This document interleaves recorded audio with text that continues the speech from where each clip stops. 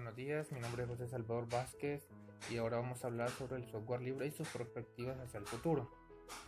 Según el informe Valoración del software libre en la sociedad del año 2013, que investiga los avances de estas herramientas en 34 países del mundo, incluido El Salvador, el 74,5% de casi los 1000 participantes reconocen que han probado más de un programa de software libre y manifiestan que lo siguen utilizando.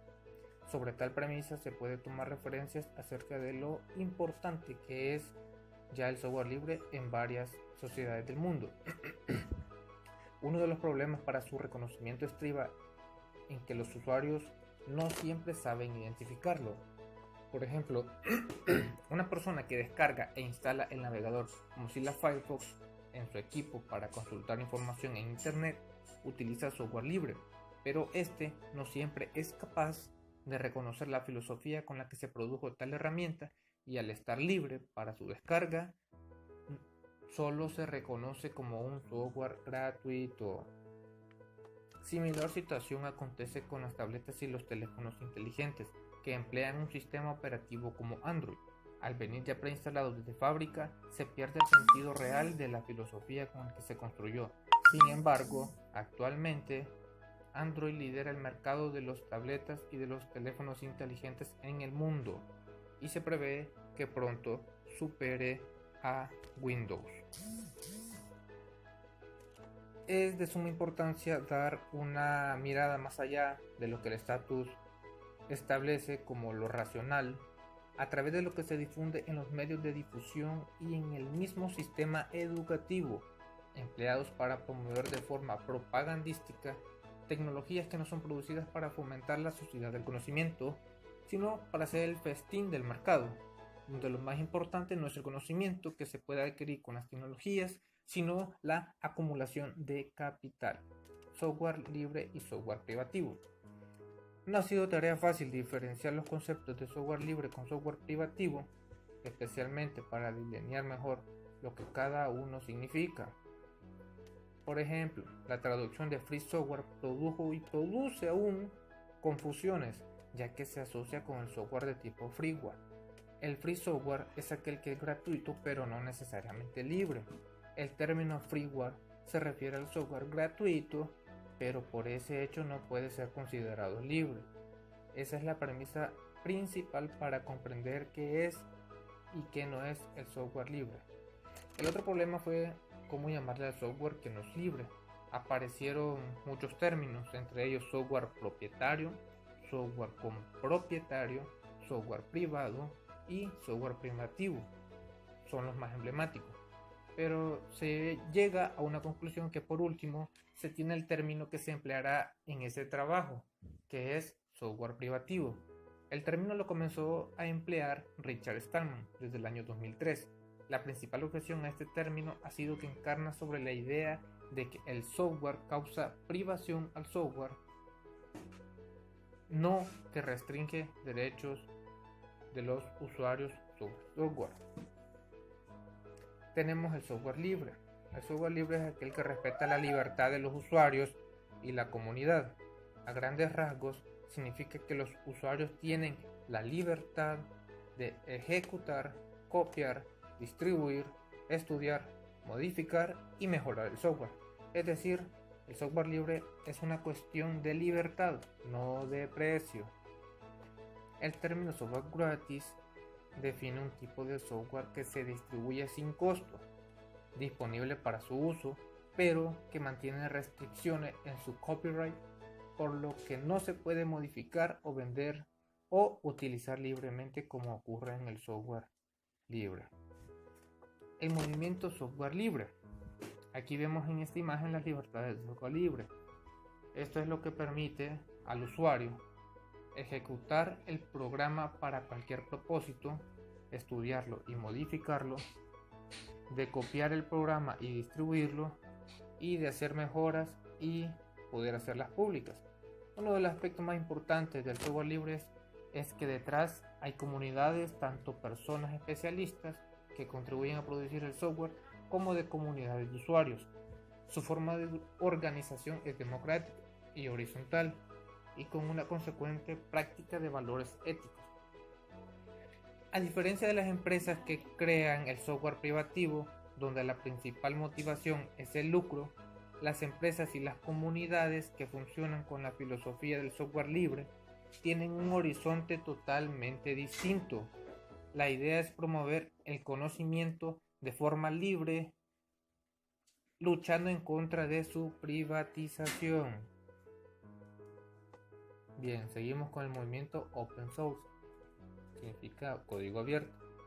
Los problemas de traducciones del inglés al español y las diferencias de los enfoques adoptados por las comunidades de software libre produjo una filosofía ligeramente diferente a la del software libre, a la que se le conoce como código abierto.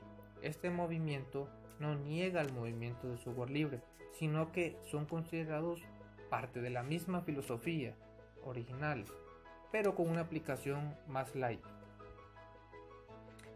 Licencias privativas y abiertas.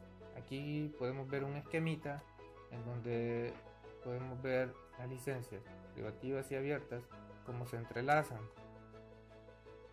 Para comprender un poco el concepto de licencia, acudimos al significado que le otorga la Real Academia Española, el cual dice que es un permiso para hacer algo.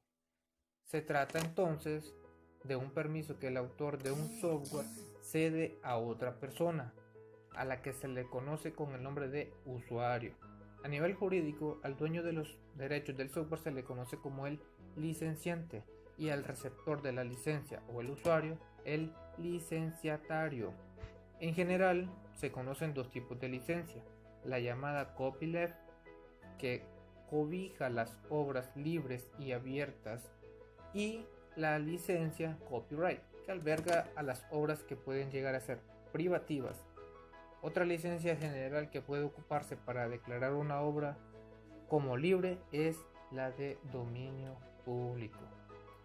El software libre y soberanía tecnológica. El concepto de soberanía tecnológica pareciera ser de corta data. Se escucha hablar del tema a raíz de un uso más intensivo de las TIC.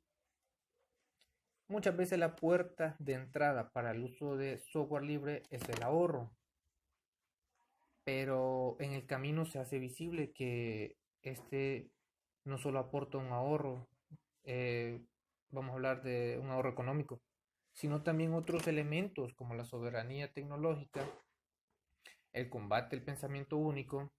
Se ayuda a pensar más allá de lo que el estatus determina en el tema tecnológico. Entre otros elementos, es la clave para entender la soberanía tecnológica. El software libre en el sector gubernamental. Conforme pasa el tiempo, son cada vez más los gobiernos que adoptan el software libre. Pero, ¿por qué el software libre es utilizado cada vez más en el sector gubernamental?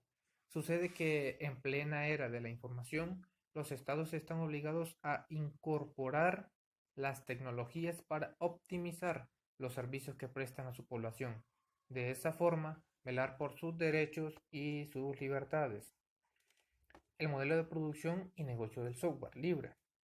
Para comprender los modelos de negocio del software libre es necesario conocer en qué se basa su modelo de producción. Su principal apuesta está afincada en la contribución de comunidades de desarrollo y de desarrolladores independientes diseminados en diversos países del mundo.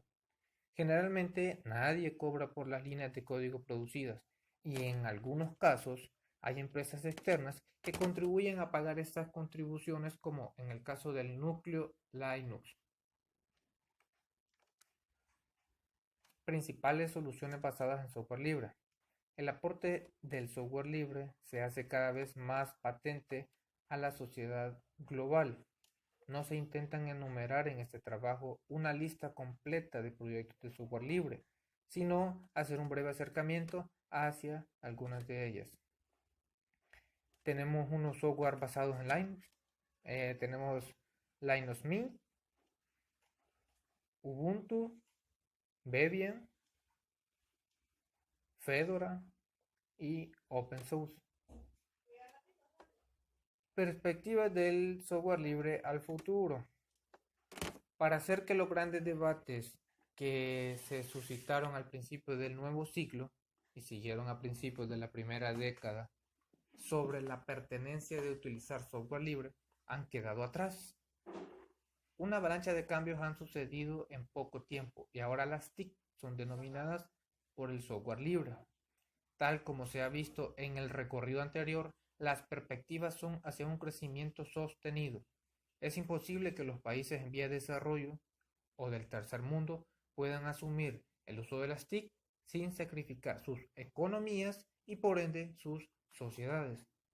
Por lo tanto, adoptan software libre como una alternativa viable para no quedarse fuera de la cada vez más compleja sociedad del conocimiento.